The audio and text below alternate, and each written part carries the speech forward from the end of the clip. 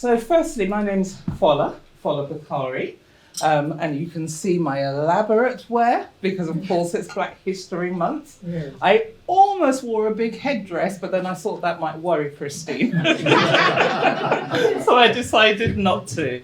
So you're most welcome.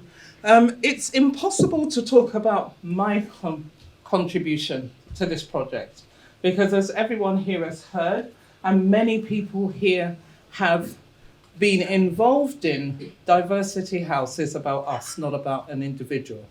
And therefore, I cannot speak without acknowledging Andrea. Please can we give a round of applause?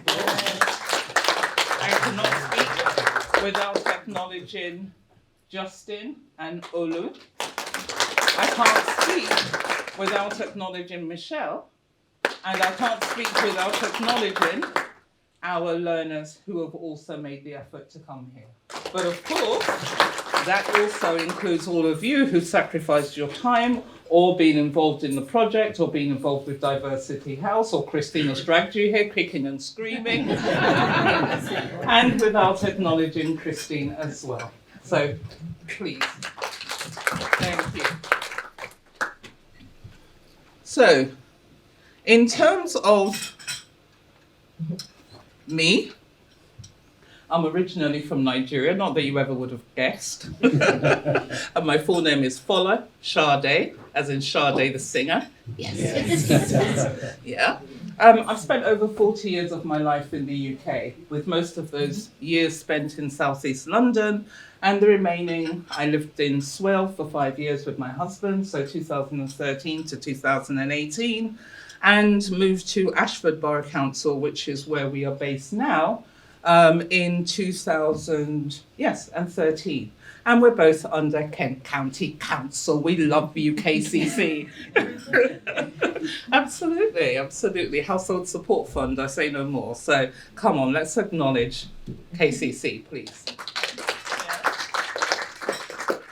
So I'm Yoruba, my husband's Igbo, which means that whilst we both have our own national languages, ultimately we speak English at home. Yeah, I know. But we do, because we don't really understand or speak each other's languages yet. I say never. He's been trying, I've been working on it. Yeah. Both my parents are still alive. They live in southeast London. They're in their 80s. My father's a retired civil engineer. And my mum was a stay-at-home mum, not a housewife. We have to use this modern terminology. So she was a stay-at-home mum who spent many years altering clothes as well as making bespoke clothing for her clients. So I come from a family of 6, 4 girls, 2 boys. Boys, yes, even though the oldest is in his 60s, but boys. And my husband has 3 brothers and 5 sisters. So family gatherings are rather interesting. And we've never all been in the same place at the same time, and if we did, we'd probably need a football field. So you kind of get the picture that community was very, very much a part of my upbringing. And I won't talk about all the cousins who used to stay with us as well. That's another story entirely. So, in terms of, I'm a serial learner, management, leadership, a degree in agricultural engineering. Yes, I do have one. And in terms of my own development goals, I've been fortunate enough to get £1,000 over 3 years from the Chartered Management Institute, and therefore I'm doing an extended diploma in professional consulting. At least I will when I open my coursework, but that's another thing entirely. Background in business information systems, that was one of those government-supported schemes. Yeah, higher national technology training women into technology. So they did used to do it, and I'm one of the beneficiaries. And many people here are beneficiaries of the things that Diversity House has been involved in. So I wear many hats, and I'm privileged to be able to bring some of those skills and that background to the project. And in some ways that has helped to add value to some of the outcomes in terms of the people, because it's about reaching people where they are. And this project is unusual in the sense that I think COVID, this dear thing called COVID, that we're still living with, but fortunately not like we used to, has left some PTSD, I think. Yeah? Could we all agree? Yes. Absolutely. Yeah. So in terms of development and achievement of goals, definitely core for me. So what did I contribute to? And I'm the kind of person that I walk into a room and the air stands on end. Yeah? When joy comes into the room, the air remains calm. So you'll see the difference in terms of our delivery style. But the beautiful thing is that symbiotic relationship in terms of what we've been able to do. So the English conversation classes, believe you me, that's Joy's baby. However, I've been able to bring personal development, life skills, live, work and learn in the UK, as well as a bit of employability. Yeah. All right, as well as a bit of employability and confidence building sessions, and of course business skills sessions as well, and presentation skills. Many of this has been embedded in the things that I have delivered, rather than necessarily being classes that have 10 participants, etc. So it's been interesting in terms of delivery. So life skills. Yeah, we all know the need for life skills. Affects people on a personal level. Sometimes it can be controversial because people have strong opinions about what life skills are. On a Friday, we've had 2-hour-long sessions. We've had the sessions that I have delivered have covered things like presentation skills, communication skills, live, work and learn in the UK, confidence building through interactions. And yes, I have got my students to stand up and talk about things that are not always so comfortable. I can tell you, we've even had tears in some sessions, so don't ask, and that's not me being a comedian. I'm talking about touching upon things that people have really, really, really struggled with as a result of possibly their experiences in their home countries, living in the UK, living through the pandemic. I mean, sometimes I've gone away from sessions and I'm thinking, my goodness gracious me, what just happened there? And that in itself is very, very unusual. Definitely doesn't happen often in the classroom. So we always have a box of tissues at hand, just in case. But people hopefully have left lighter than they entered those sessions in the beginning. And they were not counselling sessions. So as I said, don't ask me, but we're all walking wounded in one way or another.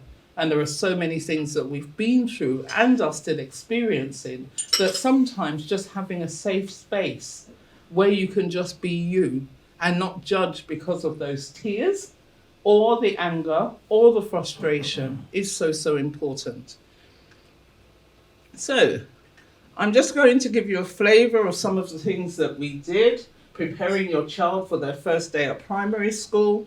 Mercit at the back and, so Mercit at the back and Ezra, and in terms of their family, whilst it might have been very, very relevant to them as being new to Sittingbourne and settling their children in school. They were not there when we actually had these sessions, but we tried to bring things in that were meeting people at their point of need, but also bringing in confidence building, presentation, life skills, etc. So, starting primary school, we had some activities where you watch the video and determine whether parents always feel happy, and that applies to all of us. You're dropping your kids off at school. First day at school is usually more traumatic for the parents than it is for the children. You're at work, you're on edge. Where's my phone? How's my child doing? You rush to the gates. The child's all calm. You're anxious. Transfer your energy onto the child. The child's like, I don't know what's going on, mum. And you're thinking, phew, you made it. You mean you made it, mum, not your child. Yeah? Anyone identified with that? Honest enough to admit to it? I see a few mums thinking, oh my God, did I do that? Yeah, but ultimately these are the type of things that, resources that we used. And then thinking about things from the teacher's perspective, starting primary school, then we had our answers, we asked the questions. Yeah, here we go. So live, work and learn in the UK. So we had some activities and exercises around British values, talking about the rule of law, democracy. We also talked about what it's like to live, work and study in the UK, talking about making friends, subtly introducing things which people may have not necessarily experienced in the way they were used to during the pandemic, for example. Rather than saying, were you socially isolated? Let's talk about the things that we want to do on a day-to-day basis. Let's communicate. And so many friendships and relationships have actually come about as a result of participating in different things. And if we were to give Andrea the microphone, my goodness gracious me, she could tell you about those that have formed really, really strong friendships by virtue of visiting Diversity House, particularly during this project period. So we've covered the weather, money, food, diversity, accents. We talked about, it seemed to be two of me today, right? Yeah. We talked about eating, restaurants, food, diet, fish and chips. And I must play this video.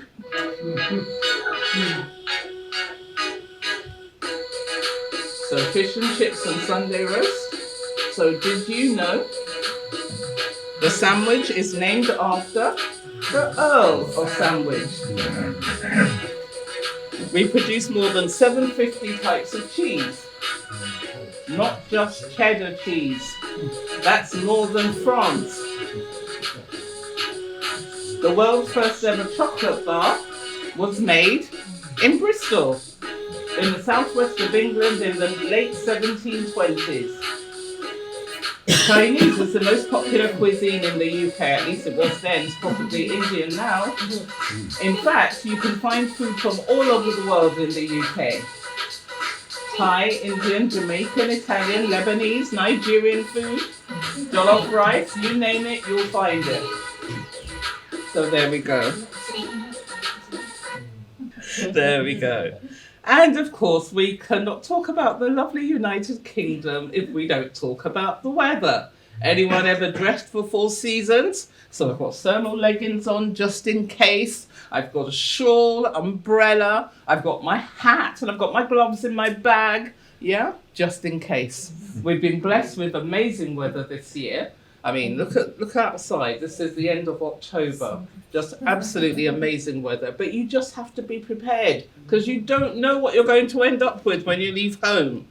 Yes, and temperatures have even reached, 38 degrees this year, I think our hottest temperature was. Yeah. So, moving on, why do we talk about the weather so much, I wonder?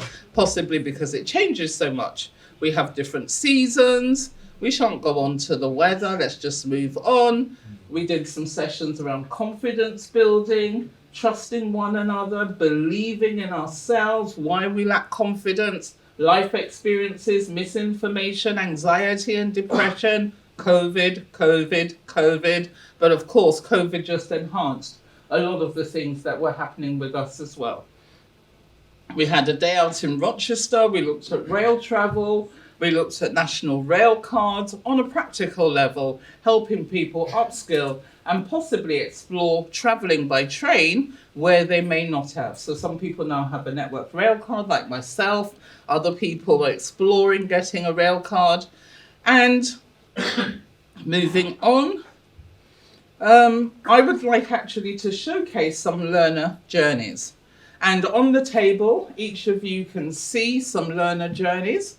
And the learner journeys or the learner profiles, I mean, one of the things I do is I lecture at university level. And ultimately, when you're engaged in lifelong learning, you have different milestones, you have your certificates, you have other things. But I have also attended many courses in the community, some with Diversity House, at CBS, others, that have been government-funded courses, level 2, food safety, food hygiene, confidence building, learning how to work with the disabled, supporting those with visual impairments. They're all in my certificate box. So it was really, really important to us for everyone who came through our door to see their progression, whether they progressed onto a course, whether they progressed onto just even doing something else in Diversity House. And I can tell you, when you actually take a look at where you were and where you are now, it's a reminder that it's possible to move forward. And that's what these learner profiles have actually highlighted. So because of time, I'm not going to go through and actually talk about all of them, because if I did, we'll still be here till tomorrow morning. But here we have Emma Jane. Emma Jane Pearson has always wanted to do a course with regards to AAT. So she's now on an AAT bookkeeping course. She came regarding confidence building, business skills. She's still working on her business, expanding her business. But at the end of the day, also other things that she wanted. Kate, an amazing story. Kate came in, needed numeracy skills, and somehow she ended up on a degree course, and she's actually started. Don't ask. But she has. She's actually started. Now, this was something she wanted to do and had not got a level 2 in maths and English. But fortunately, I know that through the foundation route, which of course is something that is almost not impossible to access through mainstream, the private university that I work for still offers foundation opportunities. And that's how this lovely young lady has started a degree in health and social care management. Then we have Merced and Ezra at the back, our lovely new residents of Swale, who have been with us for a little while. And for them, it was more about community integration. They both have masters. They have been in Turkey, in Greece for a number of years, and then from there moved to the UK. So it was about community integration. It was about English, not English as a language that they're not fluent in, but more getting used to British English, more about communicating with families, having their hands held. Things were new, getting their children into school. How does the system work? And they're also on qualification courses now with Kent Adult Education Service. So we've got them as a wonderful family. We've got Nasima, so Nasima's there at the back as well. Nasima as well, been at home for years and years and years. She writes amazing poetry in Bengali. Can't understand a word of it, so I'm not going to pretend I do. But at the end of the day, she does. But in English, the confidence, the skill, and she's been working through the conversation classes on this and is also on a qualification course at KAES now. Then we have Patience Watson. Patience has been in and out of Diversity House for years, part of the English conversation classes, the IT classes. She's now doing her English and maths over at KES as well. We've got T Fam, always came in with her baby. So again, where she was. Come in as you are, and we'll see how we can work with you if it's possible for it to be facilitated by Diversity House. And in terms of outcomes, ultimately we supported people from all communities, and this was through a range of inclusive programs. And it's about work, life, employability. It's about becoming integrated into the community again. It's about building confidence, building capacity, resilience, and we use the skills and the know-how that we had in-house. But back to the training point, as I mentioned, most of my training has been self-directed, self-funded. Let's not talk about my student loans. That's another conversation entirely. That's what I've been able to pour into the project. That's what Joy has been able to pour into the project. But if Diversity House were to deliver that without partnering with us or any other organisation, how would they do it? Where's that skill level, that experience, that diversity in knowledge and experience, where's that going to come from? So ultimately, the promotion and continued development of skills is key to help each individual achieve their full potential and make a positive contribution to society. I was trying to begin by actually giving you a little background about myself. My name is Joy Ozodia, and I have quite a varied background in education as well as in industry. I have lived abroad. I lived in Austria for about 10 years, and while I was living in Austria, thank you, I had to learn German. So I had to learn a second language. I have actually put a bit of my background qualification only because I will refer to it later, because it's a reflection of the people that we have passing through Diversity House. They've all got all kinds of qualifications, they've all got all kinds of life experiences. And I thought if you see this about my background, you'll understand the people, the sort of people that we've had through Diversity House, called PGCE.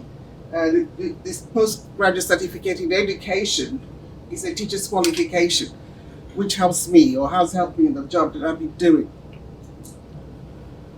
Okay, so I have to give you a brief overview of what we have done so far and an insight into what the learners have been engaging and outline some of the areas where the learners have achieved and made progress. So my brief was to deliver ESOL, English for Speakers of Other Languages. And the end result that we want to achieve, or wanted to achieve, is help the learners improve their learning of English, help them to get more out of their life living in the UK, and also if they want to study. I think you had Fola mention some of the people earlier who had actually gone on to, one of our learners has gone on to do a degree, and others who have also gone on to do like functional skills at different levels. Improve their CV, so that if they want to get employment, they have a presentable and informative CV that they can use to do so. And also to help them successfully apply to become British citizens, if they wish to do so.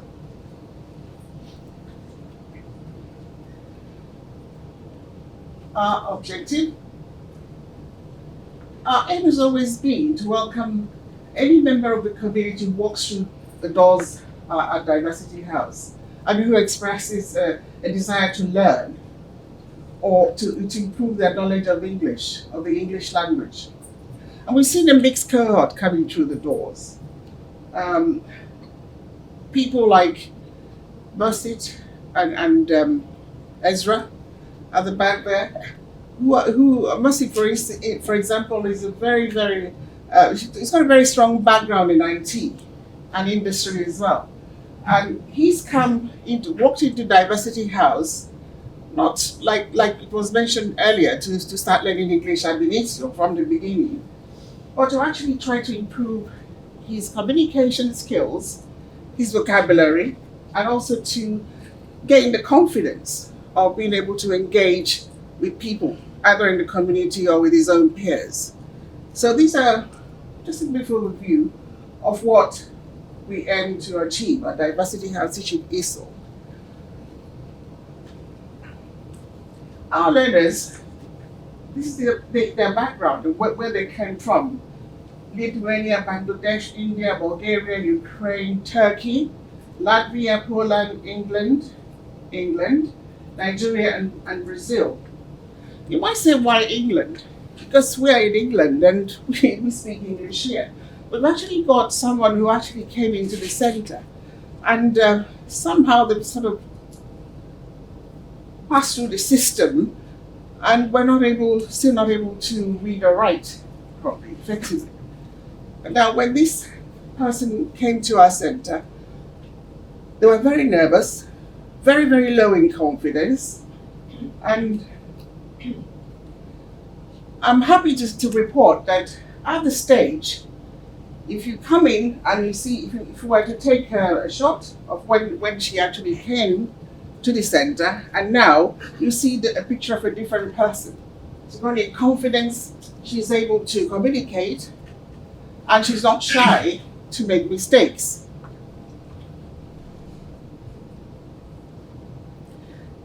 So we teach inspire confidence, and we empower our learners to go out into the communities and achieve and engage with confidence. If you see our learners, I'm going to move over here, engage in learning. These are some of the different methods that we use. Here they're actually using building blocks to form words make sentences, and group work, so that they build up their confidence when they're working in groups, they're able to communicate with each other using and encourage each other as well in the work that they're doing. So I said, inspire, encourage, and build confidence. But how exactly do we do this? We engage students in topical conversations, such as what it means to be British. So we use several methods. If I repeat some of these things, only to consolidate and maybe to re-emphasize, so please forgive me. But they engage in topical conversations such as what it means to be British. So you throw the question, what do you think it means to be a British person? And they'll come up with their ideas, and we'll explore them, and we explore the appropriate vocabulary that they need in order to be able to put their points across. We use both audio and video mediums to assist their learning and understanding, so we can have recorded conversations or scenarios where they listen, and then we ask questions to check whether they've actually understood what they've listened or what is going on in there. We encourage them to talk about the challenges of living in a country with different cultural expectations and values. As I mentioned earlier, I have lived in another country, so I've been able to actually, like the old saying goes, get into each learner's moccasins and walk a mile with them in it, because I have been there, knowing that when you come, you're ready. When I went to Austria, I was already a qualified solicitor when I went there, but I did not have the language skills to be able to communicate with my peers or express myself. If you're an adult who's actually learned language as an adult, you know that you're very shy. You don't have the confidence because you don't want to make mistakes. So I sat there and I had to learn to overcome all these fears and inhibitions. So when they walk through, and I can actually see and empathize what they're going through. So it's quite easy for me to put them at ease. He said, listen, I've been there. And we know that you're intelligent. We know that you're able. We just need to gather up every experience that you've had before and bring it into play. Be confident, be calm. It will happen. And we're not here to judge you. We don't judge anybody. You make mistakes, that's fine. We all learn from making mistakes. So we endeavor to equip them with the vocabulary they will need to assist them in securing work and fitting into the workplace. By, for instance, I think you did some interviewing skills workshops, different scenarios, job applications and dialogues, making calls and answering telephone, for example. You make a call and then you answer the telephone. What does the other person say? What do you say at the other end? I think, as was mentioned very briefly, we also looked at traveling from one place to the other. So they have to know the right vocabularies to use, the right sentences to use if they want to buy a ticket, if they want to communicate where they're going, their destination, return. Do I want a single? What's the difference between the single and the return, for instance? Okay, so we also use, like I said, we use topical conversation. Queen's Jubilee, for instance. We were there at Diversity House on Jubilee Day. We did celebrate with the communities outside. We were there at Diversity House, and they learned about a brief history of the monarchy. As you can see, they made themselves little crowns and that. So we celebrated, and people, you see how happy they were, because these are people who would otherwise not been able to engage in what is going on in their community. But we brought them in, we celebrated with them. They learned as they went along. And so Green Week, for instance, we were out there picking litters and learning the right words to use for environmental reasons. We played a little game there, and somebody won. So it's like when you stop at a particular square, it will tell you what's happening there, and then they get to think about how they can actually resolve these issues. You see us there out picking litter.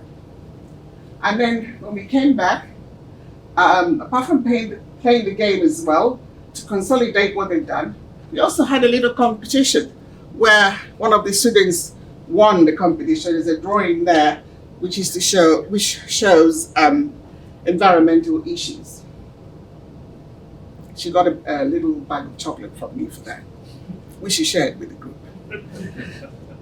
Phonics. So we use phonics as well in order to teach them. Like I said, there was a lady who came in and she needed to know how to read and write. So we use phonics to teach them time telling also.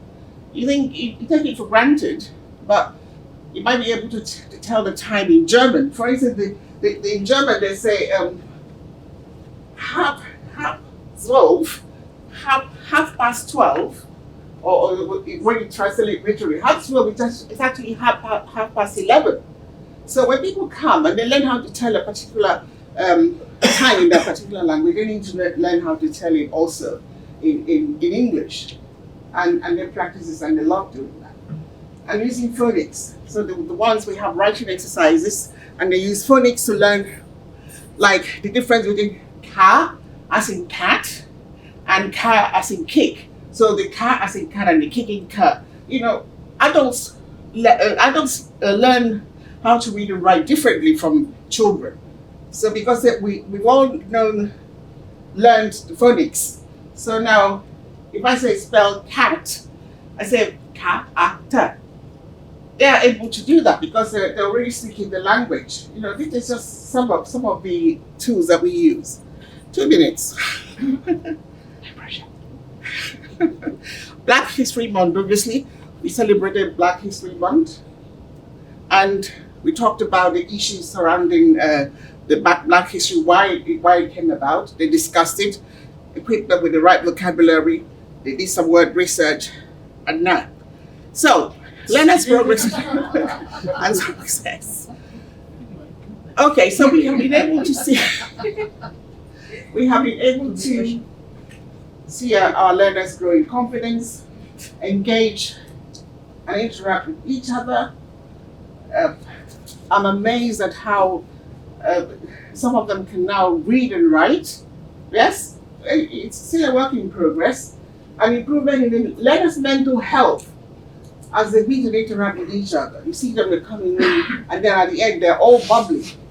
One of the learners passed their A1 citizenship exam because she's applied to be a British citizen. 5 of our learners have now progressed to undertake the functional skills course, and other learners have moved on to take up jobs. Okay. Now these are the group. Some of them are at the back. Wave.